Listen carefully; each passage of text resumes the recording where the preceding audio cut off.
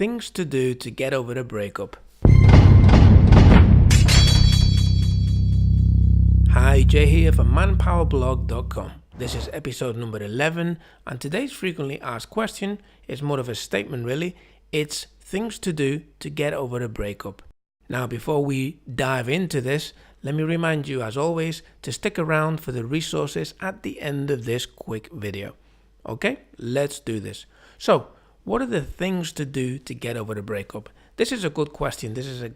Just like the last question, this implies action. This is somebody who has gone beyond the first two options when it comes to getting over a breakup, which are really sit and do nothing and let time do its job, or do something about it. And this question is definitely on the side of action takers. This is the doing something about it.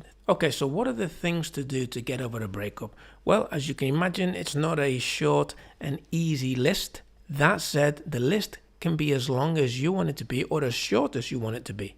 But this is going to be more about the 80-20 rule. There are many things you can do, but you don't need to do all of them. So I would start by doing the ones that are going to have the biggest impact.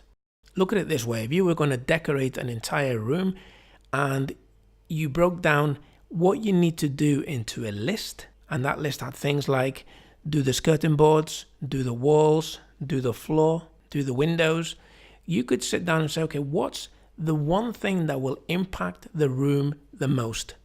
So in that list, changing the curtains is going to be right at the bottom. It's not going to really impact much of the room compared to other things. Now, changing the floor and then painting the walls, those two things are going to massively change the way the room looks and feels. So those would be the two things to start with. You see where I'm going with this?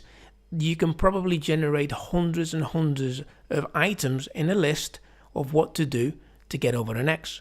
But if you do the ones that matter the most, then you probably don't need to do the rest. You'll certainly get to a point where you'll tip the balance over in your favor, where you'll actually feel free and able to discard the rest of the list. So the first thing I'm going to do is recommend that you go to the resources that you see here on the screen. They include some free training, and luckily enough, the free training is about the very first thing to do. It's the thing that has the biggest impact. So go ahead and go through that training. You can see the direct link to it down in the description below this video. But before you do, please subscribe to this channel and stay up to date with any new episodes, and also help other guys find this content. And of course, if you have any questions or comments, then leave them at the bottom of this video and I'll be happy to reply. That's going to do it for this episode. I'll see you in the next one.